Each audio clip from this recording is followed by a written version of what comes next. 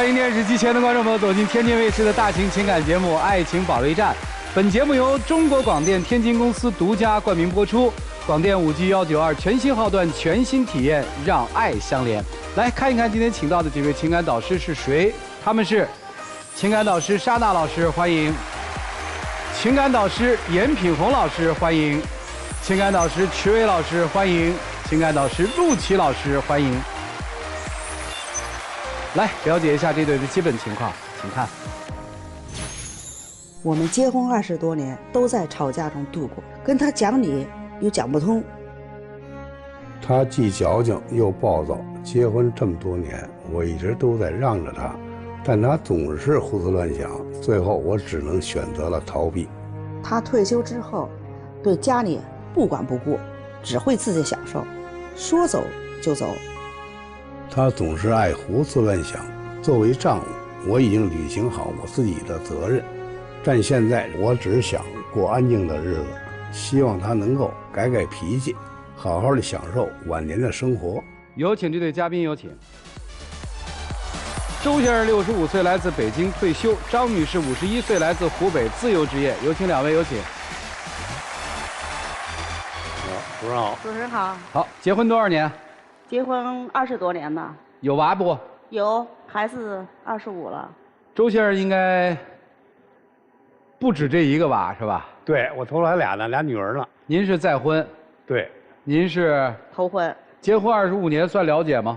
要说起来，你说了解吗？真不了解。为什么上这儿来？就是想评评你。我就觉得这20多年老委屈了。那就说说吧。您看看，这不是头年我查出来那个甲状腺脱眼症，带到了我这眼睛呢也看不清，那没办法呀，就把工作辞了。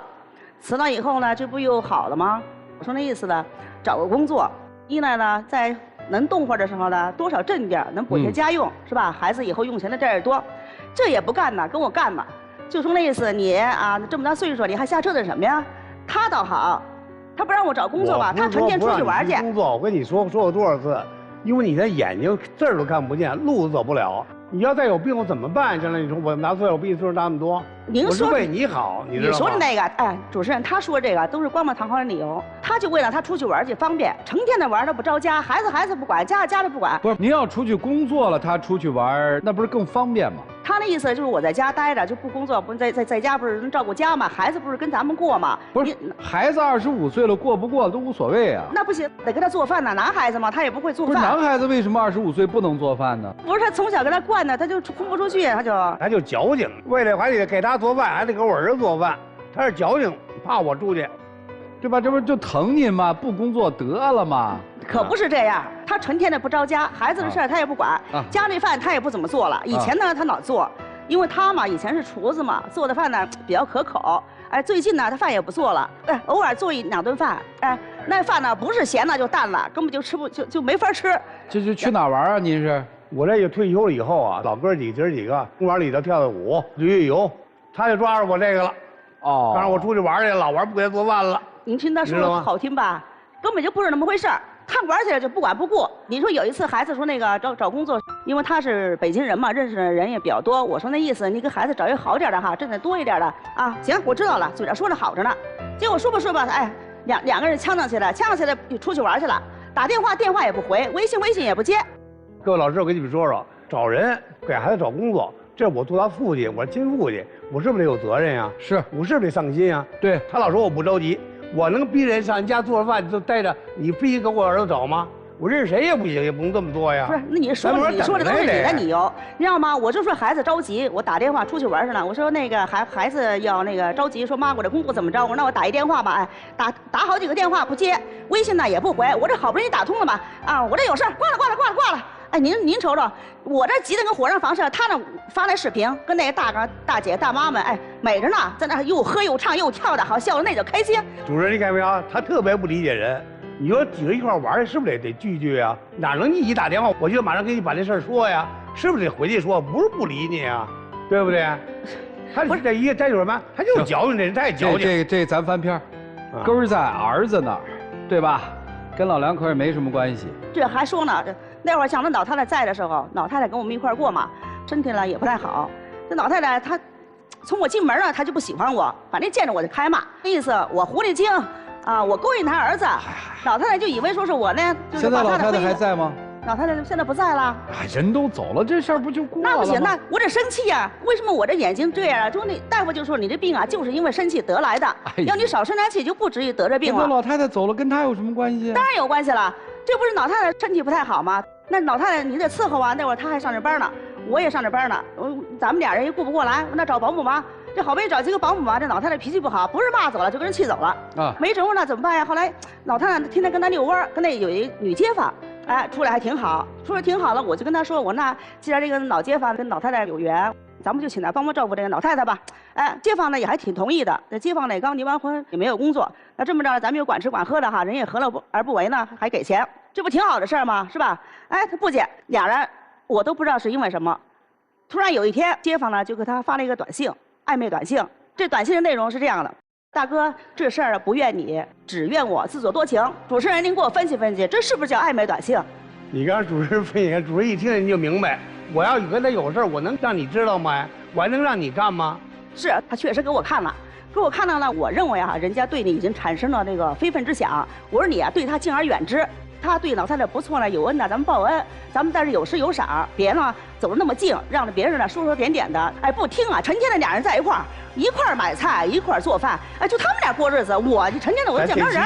主任呢，在这期我跟他说了 N 多次，我住街坊，说什么都有，有挑事儿的，有嫉妒恨的。我说你不要听你别人，我说我要是不跟你亲，往班人我还跟你一块过呀。对不对？别瞎想了。哎，他尽管他自己找一些光光的理由，就成天的在一块儿，弄得这街坊啊，因为咱们那会儿北京嘛，都住在胡同嘛，你知道吗？出门指指点点的，那个一见着我，你们家那个是跟那个干嘛去了？你们家那个干嘛去？哎，你说我是不是有自尊心？听到这个我这心里舒坦嘛？您说是不是？确实那个女的对咱有恩，跟老太太伺候走了以后呢，我就说那别那么腻乎了，是吧？别走那么近了，她有难呢，咱们该帮帮，但是呢得适度，是吧？我这说的没毛病吧？变本加厉了。你说那个人家母女也给离了婚的，北京的，是吧？带一孩子，刚给老妈伺候死了，完了以后，你说咱能一下不理解吗？但是你是怎么做的？哎，天天的在俩人在一块儿，成天的买菜、做饭、上公园，我一点都没邪乎。这有5、6年，他们俩天天在一块儿，我都见不着人。后来他们俩怎么断的？不知道，因为老吵，这事儿您得问他，我不知道。他们俩怎么断的？我还真不清楚。你问我不是早跟你说过吗？我们这慢慢一点一点就不远离他就行了，因为起码老太太刚没有了，我得照照人家呀。这邻居照顾老太太照顾了多少年啊？照了有3年多呢，给洗屎裤子，带来洗澡去。老太太没给他不睡觉，说句不好听的，你们都是儿媳妇儿，老太太不找你们呀？老太太自顾见了我就开骂，告诉我狐狸精，我勾引你，我怎么伺候？好，别说你了，我就听明白了，就这事儿不都过了吗？过不去啊，过不去，挂这儿。不是，再往下说。主持人，您说的这是事儿吧？还有呢，他不是2次婚姻吗？我说你2次婚姻了，你2次婚姻呢，你就踏踏实实，别招蜂引蝶，是吧？让人说的指指点点的，我心里也不舒服。这他那个儿媳妇有一闺女，这闺女呢就一直跟我们过。有一次呢，我回老家了，回来了，哎，这姑娘不见了，我就问他，我说那个女儿哪去了？他说那个他大爷带走了。我说那大爷带走了，这不挺好的事儿吗？哈，过的时间挺长的。我说那孩子都这么久了，咱们看看去吧。虽然他不是我亲生的，但是他跟着我，咱们也没把他那个当外人，事出己出，这他都知道。买衣服、吃饭，儿子都是一视同仁，我也挺惦记的呀。我说那咱们看看孩子呗。您猜他怎么说？你甭去，你去看干嘛去啊？大爷带着挺好的，你别去。过了1年多，孩子给接回来了。这孩子一张口啊，一嘴河南话。后来我就问他，你说孩子不是大爷接走了吗？孩子为什么回来了，一口河南话呀？还不跟我说实话。大得脑血栓了，弄不了这孩子了，怎么办？我给他妈打电话，人妈给接老家去了，带了1年多。人大爷得血栓，你还让大爷开啊？小那头1年，那不全让大爷弄吗？现在您看他说的好听着吧，他根本就是拿我不当回事儿。不是，这事儿过没过吧？您说这事儿这么多年了，说实在的，这么大岁数了，就是也就那慢慢就过去了吧。过去了以后啊，过了吧，2、3年吧，我又回老家了。等我回来以后呢，闺女说那个阿姨，她叫我阿姨，说阿姨，我新换的手机，你使这旧的吧。我说哎，好，我使这旧的，我肯定得看手机啊。我们这翻，突然翻见了照片，就是一个女同志，跟她在我们家厨房包饺子照片。我就问她，这女的谁呀？您猜她怎么说的？她说我不认识。我不跟你说了，我想给你来一个善意的谎言。哦，前妻前妻，你说这有什么？你说？他说这孩子过个团圆节，我呀无可厚非，你可以上他家呀，干嘛把他带到咱们家来呀？把当时你把我胳膊都咬折了，咬成疤了。因为你老骗我，就生活在这个谎言当中。过多少年前的事儿了呀？这说话也没几年，这孩子今年27嘛，差不多24、25的时候。就是24、25岁的闺女跟妈回来一起过了个节，是吧？对。这事儿他应该敞亮的跟您说，对呀，不就完了吗？是吧？我就觉得我生活在儿当中。这也过了。还有多了啊！他不是老出去玩去吗？我说我倒腾柜子，从那衣服下面翻出来2张存折，您猜猜多少钱？那我怎么猜得出来呀？1张10万，2张20万。哦，您说是咱们这种工薪阶层都用多久的时间才能攒够这20万块钱？这存折是给谁的呀？对呀，我呀，不知道啊，我不知道啊。当主持人，我说这个，我头发俩闺女，我给攒点钱给俩闺女当嫁妆啊。我再跟你说，你能让我给吗？咱俩是不是又得打架呀？你都没跟我说，你怎么就知道我能不能给呢？因为你是那种人呀，你知道吗？你看到现在他都不理解我，你要同情人，我不知道我心里想要什么。我要的就是一种坦诚。有什么事咱们商量着来，你别瞒着我。行，听明白了，几大罪状嘛，跟邻居不清不楚，这是第一罪状。第二罪状是隐瞒妻子，隐瞒家里的财务情况，就是给以前婚姻当中的女儿存了嫁妆，对，算是藏了私房钱。对。第三，对你们这段婚姻的这个亲生的儿子的事儿，不管不问，不承担做父亲的责任，是不是？对。那您这个都这样了，您今天来干嘛呀？我就觉得呀，老这么吵架。我说我出去找工作，他不让，天天的就那么你瞪着我，我瞪着你。像我像这种苦，我也没地儿说去。你说我跟家人说吧，怕家人担心；知道了，明白了。跟朋友说嘛，怕朋友那笑话。你让我问问行吗？行。这情况不是出去工作是最好的吗？不行，耳根子也清。当时不行，当然眼睛看不见东西。哦，现在能去工作了吗？现在可以了。这您同意了？啊，这我行，我去找去呗。我找一个，我说别累了，还得知道的。您再给找，让他自己找啊，我不能给找。儿子现在在干嘛呀？儿子上班啊，已经有工作了。对呀，都是咱们找的呀。他老着急呀，还住在家里呢。对呀，没结婚呢。儿子的工作是您找的？对呀。啊，这不也给找了吗？这是说的是后来的事儿了。不是你后来的这问题都解决了吗？不是解决，那我就说，我就觉得我这20年过得憋屈、委屈，我生活在谎言当中这20多年，我心里舒展不开，这叫怎么回事？听懂了。您心里是有结的吧？对，您心里对他的结就是没伺候老太太，对不对？一个老太太对老太太不好啊，再一个他这人太矫情。这日子您还过吗？您说这么大岁数了。不是我说，是您说。是啊，什么叫我说呀？我说您这过日子不过，您就不过了。我说您过您就过呀。不过了，对，您说我要不过，我真不过。那我哪敢说呀？我就问您，这日子您还要过吗？过肯定，因为儿子嘛，都这么大了。你别因为儿子，我用最简单的问题来问，就是现在如果您跟他离婚了，这日子您自己过，单独过，能过得下去吗？自己也过不下去，经济上差点意思，对吧？对。好。对。这结婚25年，家里谁挣钱多呀？那肯定是我了。家里主要谁养活呀？我呀。所以您这25年是在外头工作，但是好像挣的钱并不多，是吧？那肯定的。您挣的那些钱能满足您一个人，咱不说儿子的事儿，就是自己在北京的生活吗？对，没问题，对。没问题。对自己。这钱攒下来了吗？攒了点吗？没攒下来。都花光了。不。他的工资交给您吗？目前是交。以前交吗？以前不交，后来才交的。你从什么时候结婚25年，打哪年起开始交工资回家的？哟，我可记不住了。10年有吗？10年也差不多有了。打老太太没有了以后，对，你就把钱拿走了啊，都交。对，都交他了都，他就怕把过来了。那有存款吗？没有。那不对呀，他把钱都交给您了。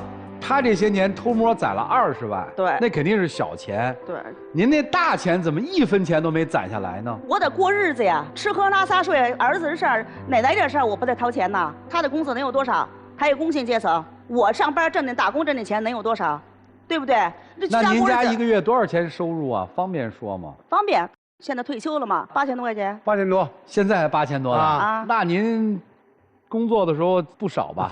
反正比这多多少？交家里交多少？一样，就这是我这2个卡，这是工资卡，还一个那个奖金卡，那卡就不交了。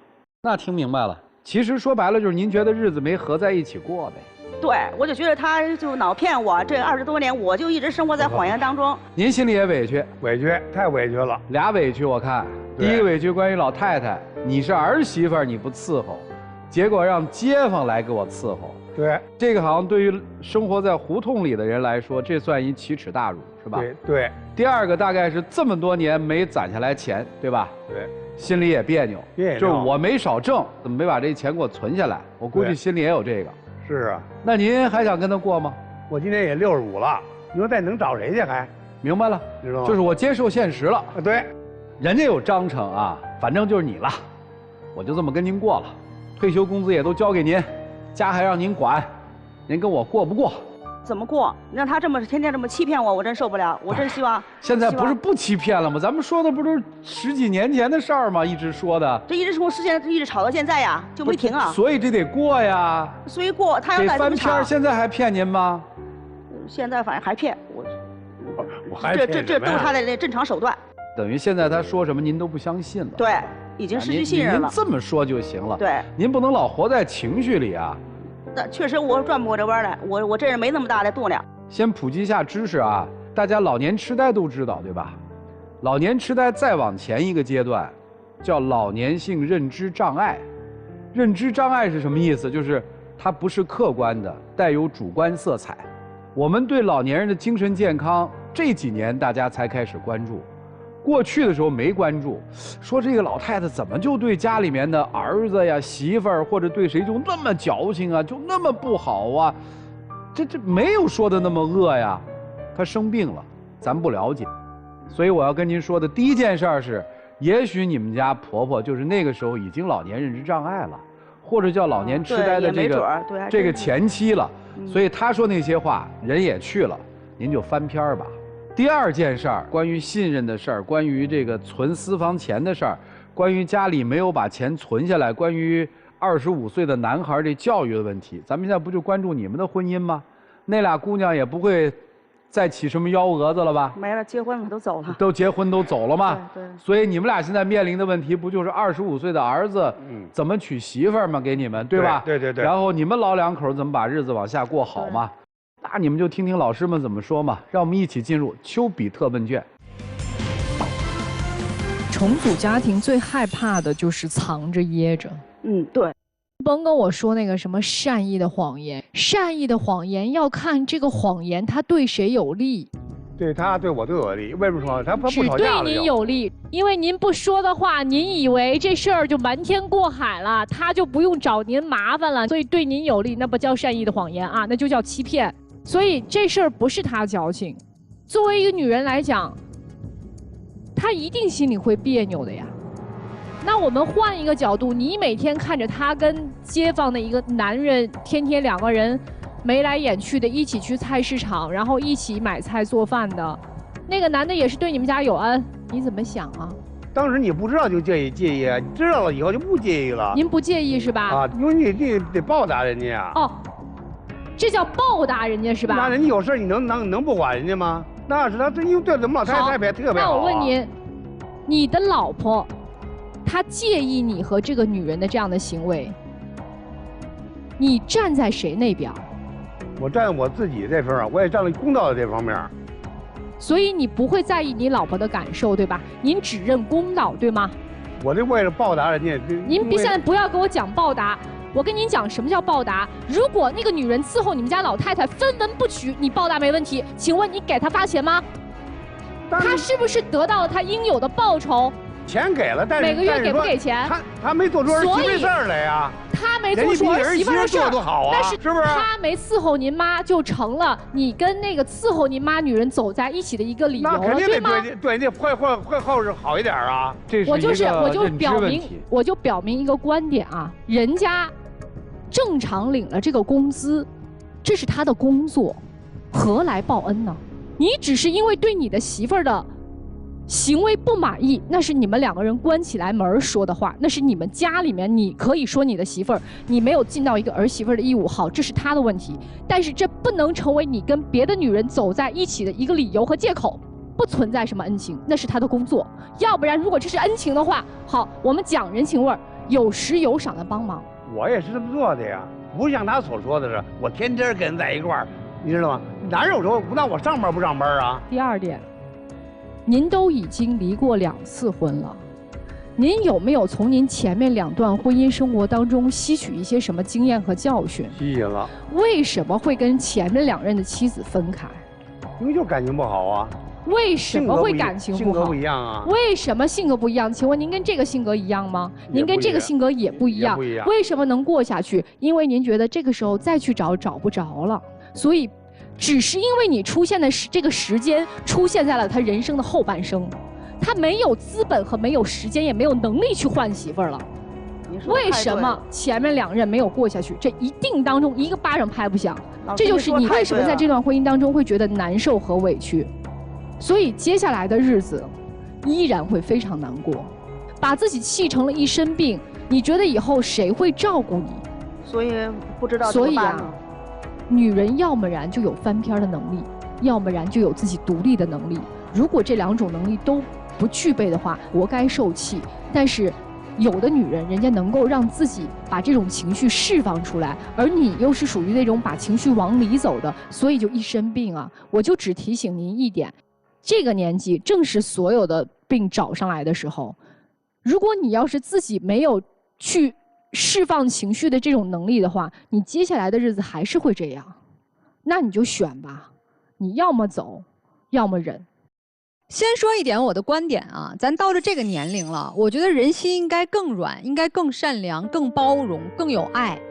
第二，你们2位在你们这20多年的婚姻生活中，其实都各自藏着掖着，没有把心往一起过。刚才沙老师非常愤慨地说，你和那个女同志报恩的方式，我们作为旁观者看，一定是有问题的。但您不觉得这是什么？我跟你讲啊，如果就这个事儿，妻子不满，一心向好的方式是我们坐下来协商，说出彼此的需求，我们来做调整，这是好的夫妻关系。但是女士，你用了什么样的方式？你刚才说了一句话，你说我们家没存款，你报复他的方式是把钱全部都扣着。我不相信他在退休之前1个月挣18000的，你还有收入，你攒不下来钱，我真的不信。所以你报复他的手段就是，你让我不舒服了，我就在钱上我看得紧紧的，我让你到了老你没钱，你离开我你就不行，你就得伸手跟我要，要不然我不给你养老。你心里没藏着这个吗？那老婆婆她骂你2句，她可能有点认知障碍了。你作为儿媳的，左耳朵进右耳朵出，知道这北京老爷们儿就要这个面儿，你就去照顾照顾，让他知道你的孝顺，这日子不就过到一块儿了吗？25年的生活当中，您2位心劲儿都没往一块儿使。那既然已经走到现在，儿子也这个上班了，有了事业了，您2位也20多年的婚姻生活了，咱能不能从今天开始，把心往一起过？家里有多少存款拿出来，您也别藏着掖着，20万给女儿的嫁妆放到明面上，说媳妇儿，你看我当年确实也骗你了，存下这些钱咱怎么分配，行不行？你们要真说过了20多年心就没法在一起，那咱就分家吧，各过各的呗。所以自己想清楚，人到了这个年龄，我们是更豁达一点去接受这个也许并不美好的伴侣，还是说干脆咱换一种活法，从此和一个人相处的时候是真心的，是真诚的，或者咱就孤单的把自己的日子过好都行，别这么过日子，让别人笑话咱。大姐，过去咱这几十年的这个生活，咱有错吗？要说错也有，哎，好的，人不完人嘛。来，对，大哥，您这个藏钱藏事儿这事儿错了吗？藏钱藏事儿有问题吗？事情是有问题，对吧？错了。现在您俩面临的下一步都是，分开行吗？我过不下去。分开行吗？哎呦，我找不着人，对不对？还是要在一起。那为什么我们总是在揪住过去的事情不放？过去那个心结就没有打开过。那过去的事儿，你们彼此都有问题。当时您年轻，老太太甭管是生病还是对您有意见，您接受不了这个情绪，能理解。做法呢有不足，但是在您那个年岁是能理解的。大哥。自己的老母亲需要儿媳妇照顾，您这是您的要求，达不到怎么办？没有正常的去沟通去解决这件事情，反而找了一个逃避问题的方式，找了邻居。哎，你觉得邻居不错，甭管是钱给到位了，咱情也要给到位，情谊也要给到位，对不对？但是过界了，包括藏钱都过界了。但这背后二位的诉求是一样的。我在这个家里，我的话语权在哪里？我的自由度在哪里？我的底气在哪里？没有怎么办？那就藏着呗。我请问，那20万的存款被发现了，这钱交了吗？没有，不知道哪去了。闺女结婚了吗？你要不知道？我不知道你给俩不给。闺女结婚不给你钱、稍等，他没跟我说，我也不知道。我认为你是知道的。我真不知道。他跟他张光他说了，您知道了吗？他后来给完了我才知道。所以您知道了吗？就当时那钱。所以我们说话我们要讲逻辑，我们不能老在情绪里，在情绪里您就逻辑都不讲了，这就是您的不对啊。我们在沟通的时候切记，不能只是用情绪来表达，咱事儿咱得一板一眼，得说清楚，这样心结才能打开。所以咱不再藏事儿掖事儿，因为如果两个人往下走，未来注意彼此双方如果躺在病床上签字决定这个救是不救啊，哎，签字的都是对方啊，是不是啊？他不是不是？按现在说他不会给我签字的，所以那你还不赶紧跑？他想找闺女去，找你闺女去。所以您还不赶紧跑？这么说，听懂这意思吗？您还不赶紧跑？您就跑不了，那您就给我顺着，因为未来您的命在他手里。认清现实啊，不要总是看过去，得往前看，就这样。首先第一个，您刚才主要诉求是说，这20多年你一直活在谎言当中，欺骗当中，对吧？好，我给你理清一个事实。首先第一个，你说这10多年时间钱都在你这儿，然后你1分钱都没存下，这是不可能的。那也就是说，你也没有告诉他你也存了钱，这不也是谎言吗？那他这10多年不也活在谎言当中吗？那我说这个意思不是指责你啊，我就给你理清这个事实。你真正生气的是什么？你真正生气的是你没有看到我被你母亲羞辱，而这个女人拿了我们家钱去照顾你母亲，你还对她那么好，这个过界的行为我受不了，对吧？对，你要表达是这个，所以我们在跟人沟通的过程当中，我们说事实，我们不要说过激。为什么？因为你一说过激了，他马上指责你了，根本不是，然后你还没办法反驳。但如果你说事实，他也反驳不了你，能理解吗？然后刚才就是他说的有一句话很道理，就是你把自己的身体搞坏了这件事儿，究竟对谁有好处呢？是对你自己最没有好处。但是你把自己不断的气到这儿，我说一句可能你们俩都不爱听的话，他现在活成了你妈的样子，你自己琢磨一下是不是这个样子？你越来越像跟你可以说是针尖对麦芒的婆婆了。你想要过成这个样子吗？你甚至于你们2个人再发展下去，你知道下一步是什么？他不会跟你离婚的，但他跟儿子过去了，把你一个人丢下了，你能怎么办？上养老院呗。就是你看你这个也是情绪的话，所以今天你们站在我们这个舞台上，我觉得我们做点有意义的事情，就是我们怎么和解吧。你也不想走，而且大哥，我们说句实在话，他除了这个嘴不饶人之外，是不是这个人还是不错的？没心眼儿，没心眼儿还是不错的，对吧？对啊，所以你看这个人内心还是有善良的，对不对？是没心眼儿吗？你看他收到了你那2张存折，他心里面知道是给女儿的，他最后不也是让你去拿去给女儿了吗？为什么？因为很简单，他心里面很清楚，女儿结婚是该给钱。你现在就站在这个舞台上，我们说一句，该不该给？该给。好了，但是就不应该骗我。对。你说这件事儿，你瞒着他有意义吗？也没什么意义。所以你们2个人真正的问题是什么？就是一个沟通的问题。确实他嘴上不饶人，但他心不坏。一个心不坏的人，你就算告诉他，无非被他说2句，他会拦着你吗？他不拦着你。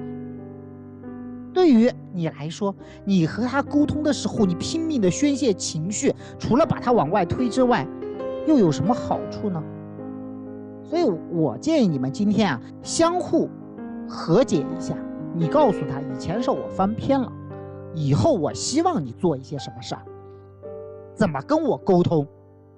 你跟他说，向他道歉，以前是确实你错了嘛，对不对？但是你至少告诉他一下，我也看到了你的好，这样你们2个人今天走下我们这个舞台之后，才有可能把这个日子给过下去，对不对？所以沟通是最重要的。好吧，吵架没用，就这样。谢谢陆琪老师啊！电视机前的观众朋友，如果需要陆琪老师指点一二的话，大家可以关注陆琪老师的微信公众号。你如果报的是爱宝的老粉的话，咱们是不是还有新人礼给人家，对吧？没别的，今天我总结4位老师大概3层意思。第一层意思，该翻篇翻篇，同时翻篇，您也翻篇，对，您也得翻篇。第二，儿子的问题，你们好好的拿出来讨论讨论，别吵那没用的。我说句不好听的话，这么惯下来的儿子，我估计到时候认不认你们俩都两说呢。第3个问题，人生成功比什么呀？比谁活得长，活得健康啊，对不对？行了，没什么好说的了。怎么好好过？彼此信任，共同找养老的方案，这日子就过下去了。别再闹了，累死了。来吧，一起进入192就要爱真情60秒。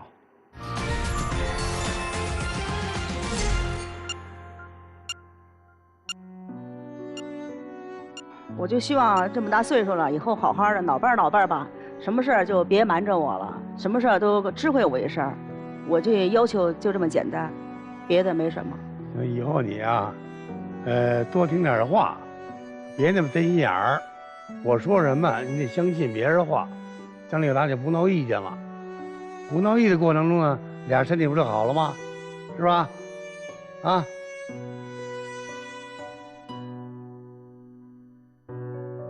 行了，请亮灯吧。哎呦，你觉得呢？是吧？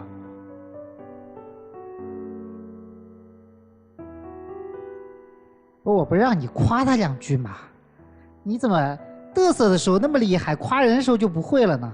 我不会说那个好听的，我就直来直去，你知道吗？谢谢2位，请回，请回，请回。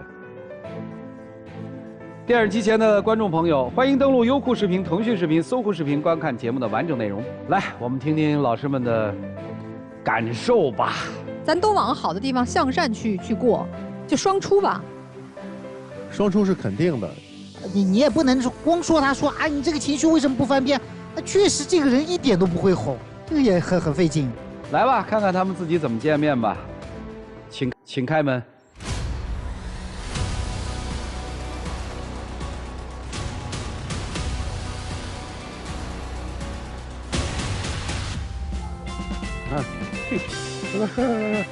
有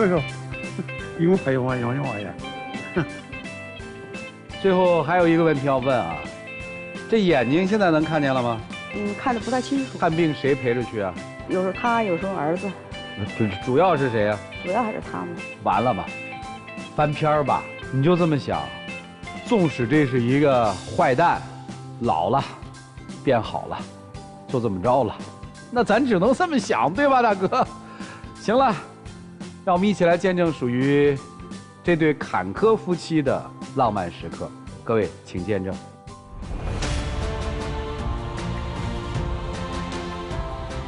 行了，我也这岁数了，也该做到做不到的，你原谅我，冲着孩子，将来咱俩还好好过日子呢啊！你知道我还指着你的啊，知道吗？行了，你听着就透着别扭，本来是求人的话，说的跟那什么似的，这就不容易了。请亮灯吧。行了，回去吧。好，谢谢。祝你们幸福啊！谢谢二哥，保重身体啊！祝你们幸福。来，请回，哎请回，请回。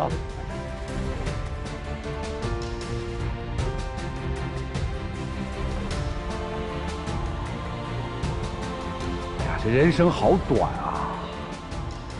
你看这在台上这一吵，吵了25年的事儿，噼里哐啷都出来了。珍惜眼前人，珍惜眼前的生活，祝大家都幸福。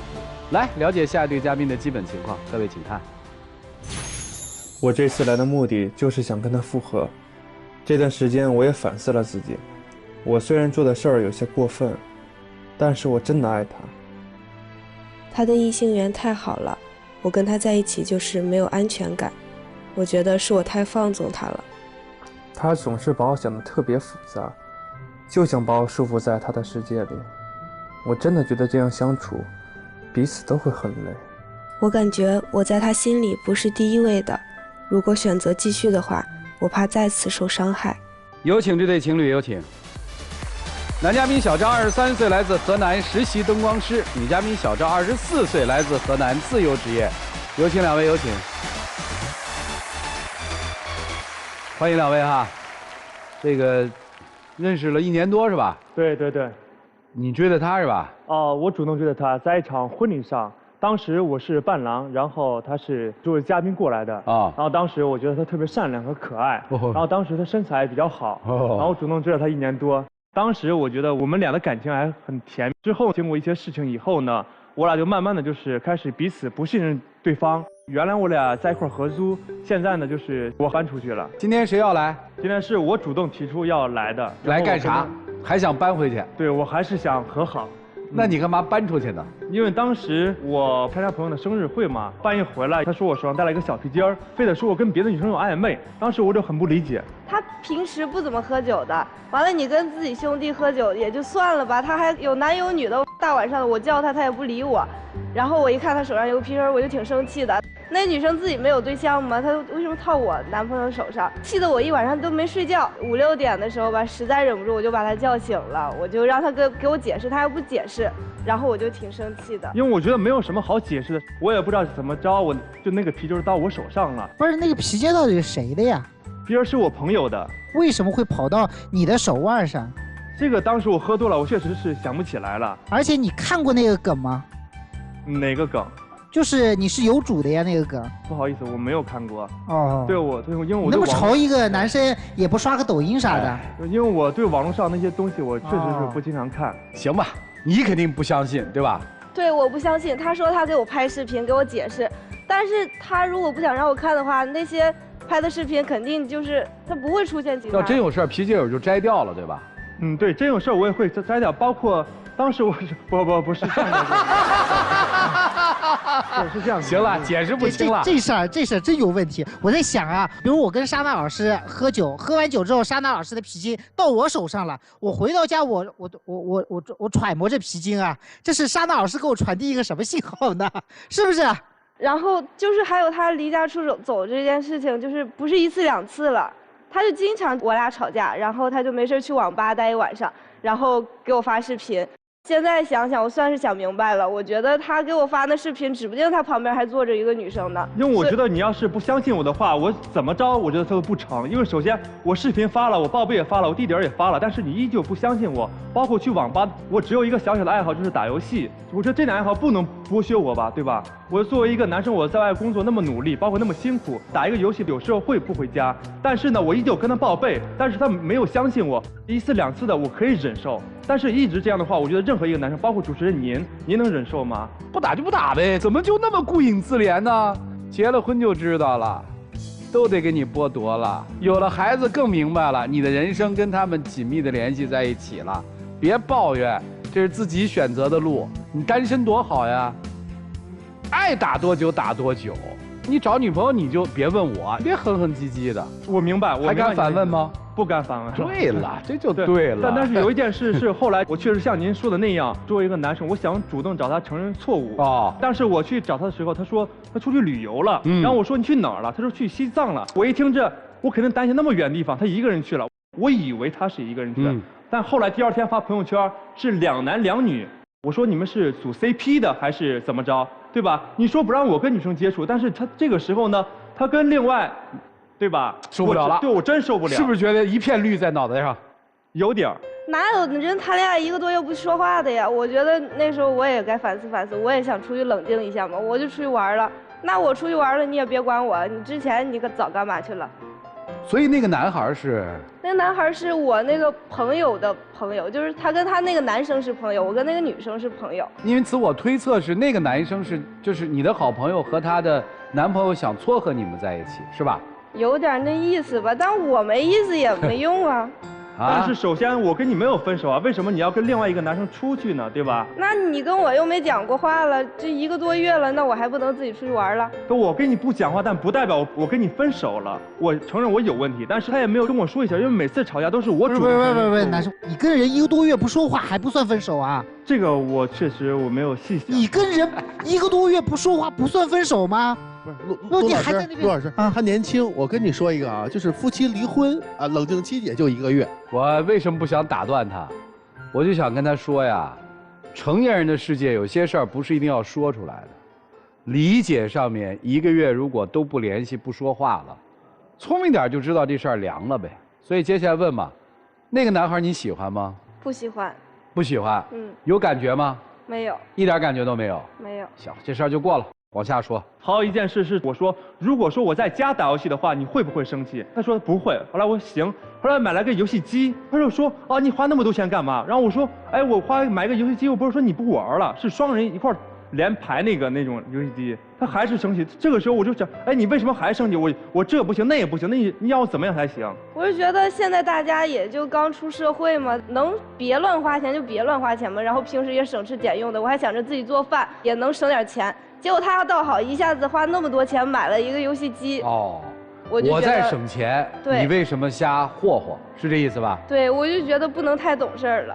但是他说要省钱，但是每次过节，鲜花、礼物、蛋糕一样不少。而且如果说我不买鲜花的话，他依旧会说哦，你怎么着，就是没有买鲜花。你怎么那么多抱怨？你是来复合的吗？我是来复合，但是我有很多不理解。我想问他为什么？就是如果说他之后还会就这样的话，我觉得我一定要说清楚。行，听懂了。你不是说要省钱吗？为什么每次什么都不能少？我其实就是觉得他对我的感觉，就是对我的态度没有之前那么好了，没有之前那么爱我了，就这一回事儿。你说鲜花和那些蛋糕什么的，其实也没那么重要，就是重要的就是你的态度。所以把耳朵洗干净，听这句话吧。那个东西，如果我真爱你，我根本就不介意。我真介意这些东西的时候，就说明你也太不在乎我了。好了，这答案有了吧？还有事儿过不去吗？就是我去他家吃饭那件事情。你这个心眼是真小，你去人家吃饭又怎么了？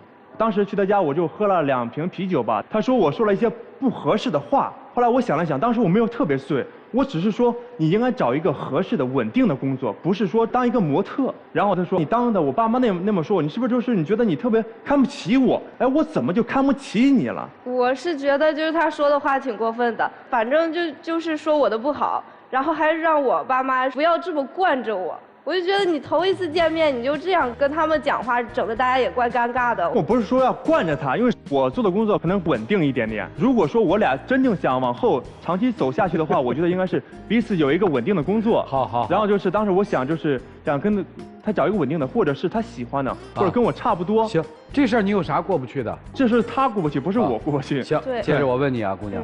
我特别想知道他走了之后，你父母怎么评价他？我父母其实对他意见挺大的。他说这小伙子头一次见咋这样说呢？就觉得可能没太瞧得起我。还有就是他说我的工作不稳定，完了他可能是好心给我找了一个工作，但是主持人你知道吗？他给我找那个工作，他是让我去搬那么大的一个大箱子，我让他帮我，他也不帮，他就说你刚过来，你得好好表现表现。我是真的搬不动，然后我让他过来帮我，他也不帮。因为首先那个箱子是灯光师，像灯光学徒那种，而且那么多人，有男的有女的，人家都能搬，为什么你就不能搬呢？而且他刚过来，吃不了苦。介绍的是灯光师是吧？对，灯光设计师，主要是管灯光操控那一块的。刚开始他肯定不能是直接上台，可能刚开始有时候他要帮人家拿点东西啊，怎么着？而那个箱子也不重，我觉得以他的力量完全可以搬动。这有啥过不去的呢？我是觉得他总是太自以为是了，他觉得他说的就是对的，他做的都是对的，他给我找的就是好的，就是感觉没有特别看重我的想法。所以今天来是男生想复合是吧？对。女生干嘛来呢？我来听他讲，我在纠结。纠结啥？其实我挺喜欢他的，但是我觉得跟他在一块儿，有的时候可能会不太舒服。对，你喜欢他什么？我觉得他挺阳光、挺开朗的。啊，不舒服是什么？不舒服就是他有些事情做的让我心里不舒服，就像刚才讲的那些，一生气他就离家出走，然后他还，我觉得给我的安全感没有那么的多。就他手机经常就有人给他发微信，然后我就觉得他身边的异性也挺多的，反正就是没什么安全感。但是我确实是挺喜欢他的，就是还在犹豫，还在纠结一些事。刚才他说的就是有别人给我发信息，但是我信息让他看过了，但是他依旧当时会经常说你是不是删过以后才让我看的？哎，1年多的了解，觉得这姑娘哪儿好啊？我觉得首先他上进，他没啥上进的呀，也没个正常工作，你给他介绍工作，他偷懒儿，这哪儿上进了？但是他在他自己的就是模特，他有的时候他会就是别人不管说兼职到多晚，他不说累，而且回家以后这样就是。那你为啥不支持人家做模特呢？但是我觉得不稳定啊，关键我觉得他能做10年20年，他能做一辈子吗？他身材不会走样嘛，对吧？那容颜肯定会变老。怎么了呢？先做个10几20年再说呗。但我觉得做呢，我觉得首先不稳定是第一，第二就是我觉得那种圈子我觉得不好。他就是觉得我首先是圈子不好，对，其次才是不稳定。你说实话呀，总感觉是有一点，就是确实是过意不。懂了。行了。男生看起来说是求复合的，哪里是求复合吧？男生现在是在犹豫，说这女朋友我到底要还是不要？我也不是这个意思，我是真心想复合的，因为首先他特别善良，而且就回家以后，就他也会做饭，我也会做饭，而且我们俩就能互相。啊，女生是说，哎呀，行了，别矫情了，赶紧回去吧，我也没想跟你矫情这事儿，是吧？但是表面上都干嘛呢？一点都不坦诚。行了，老师们，你们看看应该怎么办吧？让我们一起进入丘比特问卷。他说的有一点很对，模特这个工作你现在是做兼职，那么你也24岁了，对吧？未来要怎么发展？我就要吃这碗饭，那我接下来我要怎么发展？我如果真的热爱这个行业，它是我热爱的事业的话，我要怎么把它持之以恒的发展下去，而不是每天混日子。他说的那点虽然扎你心，但是对你来说还真的是一个人生课题。这不是一个说稳定的工作或者不稳定的工作的事儿，是一个你想要的一种生活方式的问题。我觉得这对于一个女孩子，20多岁女孩子来说非常重要。它关乎到你未来的人生，关乎到你未来接触的人，关乎到你未来可能会嫁给什么样的男人。因为你不知道自己想要的生活是什么的时候，你就会稀里糊涂的走进一段婚姻，然后发现婚姻一塌糊涂，因为你压根儿不知道自己要什么样的生活。那至于男生呢，很简单，你不接受他的工作，你其实就是不接受这个人呐。你有什么资格对他的工作指手画脚？啊，什么你待的那个圈子怎么样？你找他的时候他就是干这个的，那你别找他呀。那你认识他的时候他是礼仪，凭什么跟你谈了恋爱以后？然后你就不接受他的工作了呢？所以所有这些什么打着我为你好啊，什么因为爱你的旗号的，这样的道德绑架都不地道。你如果不接受人家这份工作，你就压根儿不要找人家，或者跟人提出分手就好了。就很简单，一个需要自我成长，一个真的喜欢就接受人的全部，不喜欢就赶紧走，就这样。男生也不是什么真的喜欢还是不喜欢，我觉得你就是特别享受这份在这个女孩面前的所谓的那种莫名的优越感，因为这个姑娘特别没主见，特别容易受影响，也就是她才能让你觉得，哎，我是个男子汉，我感觉自己哎很有这种能保护她、指引她人生的这种莫名的优越。这个我觉得倒不是，因为首先，那你给人找什么工作呀？因为当时为什么你就要说你找的工作是一份特好的工作，适合他？我听起来不适合他，他也不是学灯光设计的，他为什么要去干这份工作呢？人家喜欢礼仪，为什么人家加班很晚去做模特，他不说累，他很开心，他喜欢那种感觉。那说到这儿，我还得插一句啊，我刚才看半天啊，姑娘，你是挺高的，也挺苗条的，但你要真做模特，你得先练形体。您站这儿没多长时间，哎呦，东歪西扭呀，说明你即便喜欢模特这个职业，你也没有认真的去从事它、去学习它、去提高自己。这就是我说你是散漫的，你是随波逐流的，你是容易受影响的。别人给你们这么个机会，你就去了，管他行不行，我先进去。啊，男朋友说我去当灯光师，我愿不愿意？反正他说了，我就去吧。没有主见的人在爱情当中很容易受挫，很容易失败。而且你还被他带沟里了，他花钱买个游戏机，你自己攒钱的那份原有的本来好的品质也抛到脑后了。男生你还有一个问题，你不是有主见，你其实是一种莫名的自大。你能在人家父母面前指指点点说你这个工作不够稳定，这有点不合时宜。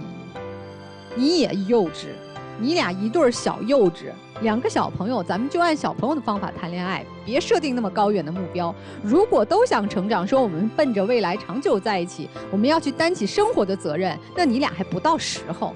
所以复不复合没那么严重，随心吧，别搞得那么紧张，不到年纪。谢谢。女生，你了解他吗？了解吧。你不了解，哎，他肉眼可见的，是不是身边异性朋友不少？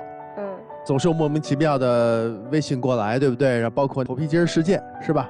类似应该不少。你知道这种就异性朋友比较多的人，你知道他有什么特点？未必啊，他们有什么事儿，但是恰恰他的心智是不稳定的。很显而易见嘛，动辄就离家出走，还不回家，对吧？然后现在还冷战，1个多月不跟你来往。你知道他这1个月干嘛吗？他其实已经视同跟你分开了，只不过暂时他现在还没有找到合适的而已。他是无法解决感情当中的一些复杂的矛盾的。他最简单的解决方式就是：行，我走，咱分，我找别的人去，因为我不缺这些备选。他自以为，所以他没有解决问题的能力。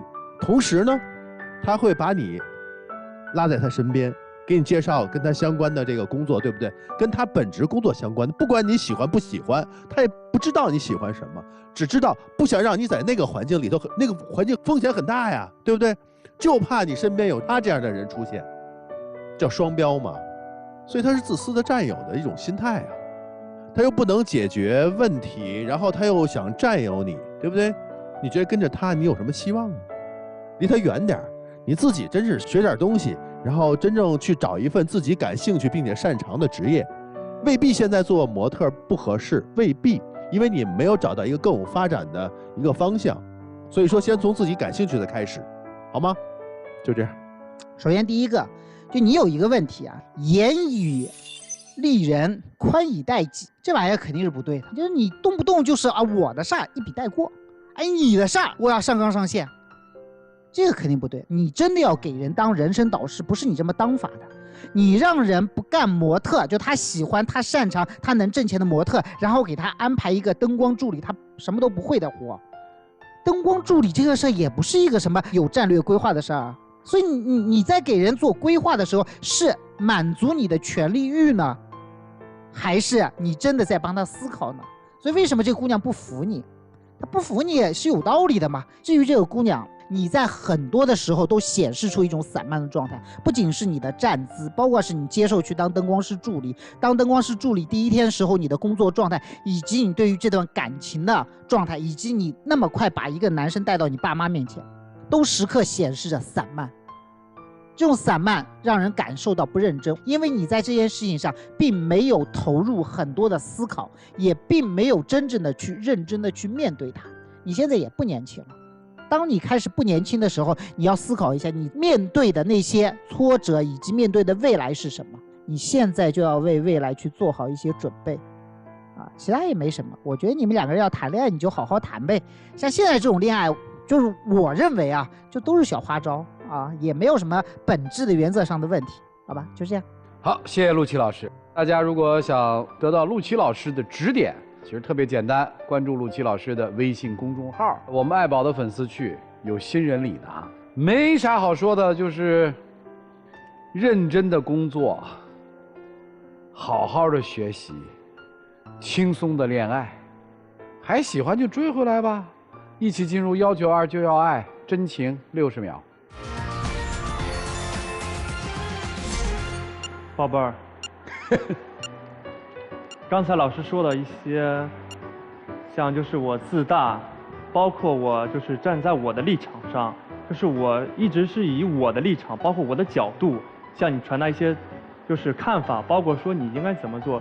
确实，我觉得是我自大，包括没有就是我确实没有到那个份儿，但是呢，我的本意我只是想让你变好，可能是我表达的方式，包括我的说辞，包括我觉得我很不恰当，但是我还是一件事儿，我想跟你好好的在一起，好好想跟你走下去。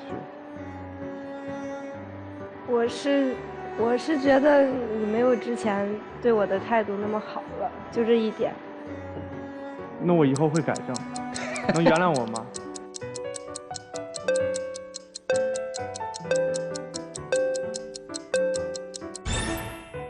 请亮灯。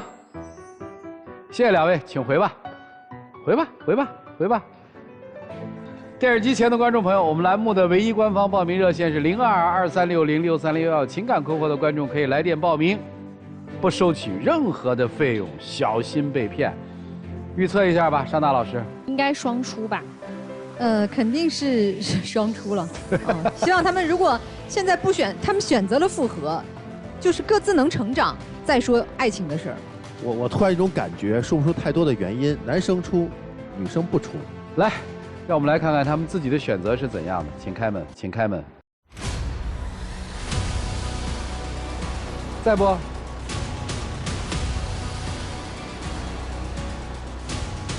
听了你的啦。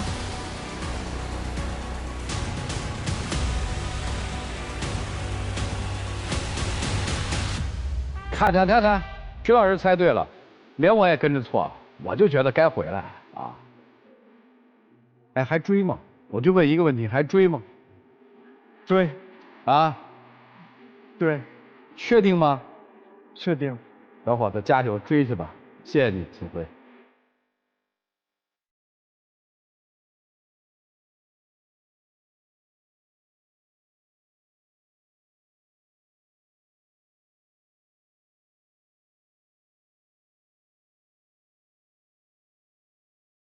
没有任何感觉，不像有的情侣离开的时候，你会为他们痛心；有的情侣即使牵手在一起的时候，你的情绪也在一个冰点上。就这种特别薄的情感，你就会觉得好吧，散也可以，聚也可以。最后还是想跟他们说那句话：因为年轻啊，特别是听了他们这段情感关系之后，真是觉得认真生活、好好工作，对他们来说才是这个阶段最重要的。本节目由中国广电天津公司独家冠名播出，广电5G192全新号段，全新体验，让爱相连。再一次的谢谢观众朋友们的收看和陪伴，我们下期节目再见，谢谢大家。